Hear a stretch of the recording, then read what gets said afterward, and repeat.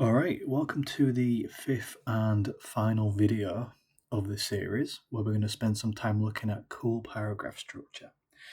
Now, like I've said in all the previous videos before this, because this is part of a series, if you've not seen the previous videos to this, I'd recommend you go and have a look at those first. If you need a refresher on anything we've talked about, because we've gone through quite a bit by this point, feel free to go back and then come back to this one when you're ready. And as always, I'm just going to quickly run through the requirements for this video. There's going to be a lot of requirements for this one, given that it's the last in the series. So having an understanding of the outline and explain 10-mark questions. So looking at assessment objectives, what the question is asking you to do. I need you to have a 10-mark outline and explain question ready. If you've been following the series, you'll already have that. You need to be able to identify which concept is affecting the other concept of the question. So looking at topic and focus. Again, you would have already done that previously. For the example, in this video series, social class is the focus. You need to have developed a mind map or some form of mind map. It doesn't have to be a strict mind map in your potential discussion points for answering the 10-mark question. Just some ideas jotted down. And then in the previous video, we would have developed a draft answer. This is really important for this final video. You need to have a draft answer available to you. And that answer was developed by using the mind map you developed earlier. And I got point, explain, and apply. Those were the guidelines that we used to help structure that answer. And then optionally, if you have 4 different colored highlighters available to you, you might find that particularly useful for the task that we've got. If you don't have that, it's fine. You can still engage. It's just it makes it a bit more. It visually helps things stand out. You'll see what we mean. Okay, so with all those out of the way, let's look at the objectives. So we need to establish the differences between. This is going to get really confusing if you're not watching the video itself. KUUL and KUUL paragraph structure. I know that sounds exactly the same because I pronounced it the same, but we're gonna discover that there are 2 types of KUUL paragraph structures. You'll be very familiar likely with the KULE, but for the outline and explain questions, we have KUUL, and I'll explain why that's the case. We need to understand why KUUL is used for outline and explain questions, and then finally, the last task that we have is you need to be able to apply the KUUL checklist to your draft answer, and to help develop that draft answer into a full answer. That's the final step. Okay, so just to break down of KUUL versus KULE, I'm going to make a mistake if I keep doing that. On the left, we have the KUUL paragraph structure that we're going to be using for this video. So knowledge, understanding, link, versus your typical and usual knowledge, understanding, link, evaluation. So why are we changing it up for this question? We're not trying to change it up to make your life difficult. We're doing it for a specific purpose or a few reasons. And these reasons are here. So the main thing, outline and explain, is testing your depth of understanding. So if you've got 2 opportunities to go into your understanding, that allows you to really show that depth. The other thing as well is there are no marks for evaluation in the outline and explain questions. Therefore, the 4th part of your typical KUUL paragraph structure would not get you any marks. So it wouldn't really apply to this question anyway. The extra U allows for more depth explanations and examples. So how do I put it? I mean, we'll cover it in a minute, but you demonstrate your knowledge. You then go into it in more detail by going into this means that, and then your other understanding allows you to use real life examples. So you're showing your knowledge, you're showing that you understand what that means, and you're showing how that then applies. So then each part of the KUUL paragraph can be remembered with prompts. So there are prompts that we're going to go into. And these prompts are going to be something that you don't have to use, but it really helps you to put yourself in the mindset that you are trying to target this specific part of the paragraph. And again, you'll see what that means. So, KUUL guidance. If you need to pause at any point as well, I will say we're going through this quite fast because there's a lot of information we need to cover. If you need to pause it and come back, that's completely fine. So, we need to get our heads around what each letter stands for in this KUUL paragraph structure. We have knowledge. So when we're talking about knowledge, we are talking about sociologists, names, concepts, studies. And then our prompt here, which we've got example XYZ stated that. So that might be at the start of a point you're going to make. You might want to drop in a concept straight away, showing knowledge. You would then explain that concept in more detail. That's showing more knowledge. We get to the first part of understanding. So explaining concepts beyond that surface level. So we're not just describing things anymore. We're explaining what this means for the question involved. So what do the concepts mean in relation to the question? And your prompt would be, example, this means da da da da da. It's a fine line between trying to go beyond just surface level explanations where you explain a key concept. It goes further than that. Understanding part 2, so exploring examples to further solidify your knowledge and understanding. And the prompt here is for example. So this is where you might want to apply a study. It's where you might want to apply a real life example of something you can think of, maybe something you've read in the news or something you've seen. Essentially what you're doing is you're then taking that understanding of that concept originally and then applying it to a situation which further demonstrates that understanding, because these examples aren't necessarily going to be used in a textbook. Okay. And then finally, link. How do these points link back to the question? What do they show? And then your prompt could be, this shows that. Da, da, da, da, da. This is really important. And it's likely that if you're going to have to revisit anything, you're going to want to revisit this part. Or you might want to jot this down, however you want to do it. Because when you come to writing your own answer, these prompts and these explanations are really good for you being, it allows you to be crystal clear in what part of the paragraph you are actually writing. Am I writing in knowledge or am I writing in understanding? That sort of thing. Okay, so our task, and this is the big one. So let's go through it together. You need to have your draft answer ready with you, and you need to be ready to highlight, annotate, or underline. If you have your highlighters, I would choose 4 different colors, and you can color code them however you want to identify knowledge, understanding, and link. If you don't have highlighters, you can underline and then write the letter to indicate what that bit represents. With understanding, you might want to put in brackets more understanding just to differentiate them. So you need to be able to read through your answer that you've done. And the first part is to identify areas relating to KUUL structure. So if we go back to this part here, you're going to be looking originally for, at first you're going to be looking for, okay, where have I demonstrated knowledge?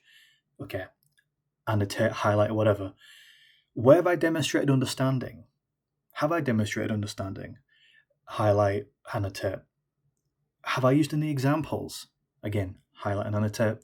And link. Have I linked it back to the question at the end? So, that's the first part. And eventually what you'll see, you'll discover that parts of the KUUL structure you've already done. Now that usually will be knowledge, but you might have put in some real world examples as well. You'll also begin to see what areas are missing or what areas are lacking. And then the next part to this activity is once you can see what you've already got and what you're lacking, you then need to spend some time writing an answer or drafting up an answer for the parts that you've missed. And we'll use my example in a minute to demonstrate that in more detail. And then finally, Once you've done all that and you are satisfied and you have all the pieces together, you can rewrite your answer, adding in details where needed. If you need to refer to your notes during this activity, that's completely fine. One thing I do want to stress before we look at my example, we're not looking to write an A-star answer here. That's obviously we would like to write an A-star answer, but what we're looking for is gradual progression. The answer that I've got below is not an A-star answer, and I wouldn't expect you to have that in your first attempt either. It's about being comfortable with analysing your own work, identifying areas that you've missed, trying to go back and add to them, and then creating an answer, and then we can get it marked, and then you can move on, learn something from what you've done, and over time, things will improve. Okay? So let's just look at what I've done here. Now, if you watch the previous video, this answer that I've produced is exactly the same. The only thing that's different is I've already done the activity ahead of time to show you what it might look like. So instead of highlighting and annotating, what I've done here is I've just changed the color of the text, but you don't have to obviously do that. In red, I've got knowledge areas that I've identified. You can see here, I've assessed myself. So provides concepts on sociologists, explains concepts to demonstrate more knowledge. So very surface level understanding here that we've got. A lot of red, and that's normal, that's typical. The first part of understanding, so this means I've shown some understanding, but it could be more explicit. So I've you can see the difference between how much red there is and how much blue. I've also put down here the lines blur between knowledge and understanding. If you are having this problem, and it's a very common problem, you can try and differentiate or make it clear, draw a clear line from where knowledge ends and understanding begins.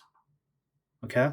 You might not need that, but if you want to be very clear as to when you're trying to do the understanding portion, you might want to start with "this means" as your starter sentence, starter prompt.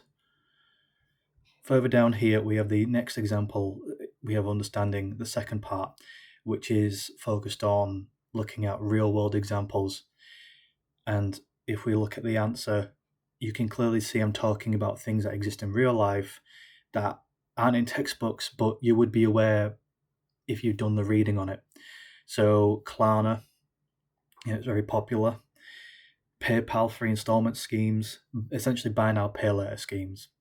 And what this shows the examiner is you're able to take the concepts that you've talked about up at the top and apply them, and apply them to real world examples. Now those examples will depend on what your question is and what your answer is, but this is just one way of doing it. And then finally we have a link at the bottom here, and I've put, after self-assessment, it's a very limited surface level link to the question, but a clear attempt was made. This can be reworked, use this as a foundation. And this is what I'm trying to emphasize to you, that the things I've got on here are by no means an A-star, answer. But what we've started with was potentially an inability to get the ball rolling. We put some ideas down in a judgment-free zone. We're not going to get marked on this. Apply the KUUL paragraph structure and the prompts. Do some self-assessment on what you've done, and then you can change things if you need to. There might be some things on here that if this is your answer, you might think, I'm completely fine with that, I don't want to touch that.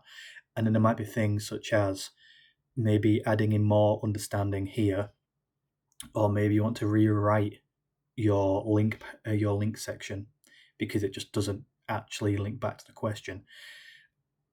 Unfortunately, this is one of those things where there's no objective way that I can explain it to you other than to tell you to have a go and use what I've done here as an example. That's how we improve, okay? So that's a lot for you to do. I appreciate that.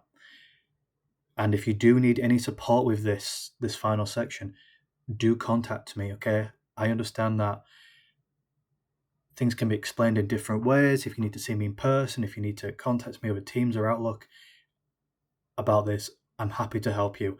But at this point, if you've done everything up until this point, this is the final stage, and it just requires you to take that step and give it a go and get involved.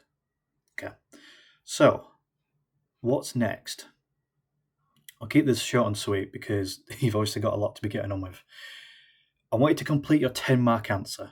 You've got everything you need to complete this.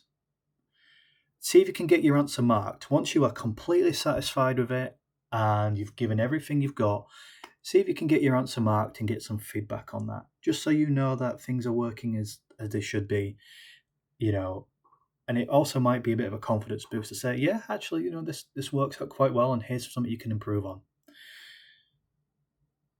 The scary truth, realistically, is exam writing practice is an ongoing process. So just because you finish this one doesn't mean that's it, you're done. You know that. It's going to be an ongoing thing. And every student will be at a different stage in this. Some students, super confident. Some students may have trouble getting pen to paper. So here's some suggestions for you. Continue to work through the potential answers for the question. You've still got your mind map. Write as many paragraphs as you see fit until you feel comfortable with your answers, and then move on. You can choose a different question and repeat the process, as long as it's an outline and explain question. Other skills, if you need a break from this, there are other skills you can be working on. Timed exam conditions, do answering in a certain specific amount of time, engaging in the wider reading, consolidating your knowledge, so flashcards, looking at your notes, blurting, whatever you need to do. And finally, attending support sessions that are available to you. Remember what we talked about at the start. Doing well in your exams here is a culmination of doing lots of little things. This is only one of the skills, but if you treat this seriously and you apply that seriousness to all the other parts of the equation, you'll do really well. So, like I said at the start, I really appreciate all of you that have stayed with me through this entire video series journey. If there's any questions you have, please do get in contact. I'm here to help you with this. And, I truly thank you for your time. It's a commitment. So I want you to all take care, and I hope to hear from you soon. If you need any help, I'm here, but otherwise, thanks so much for engaging. Take care, everyone.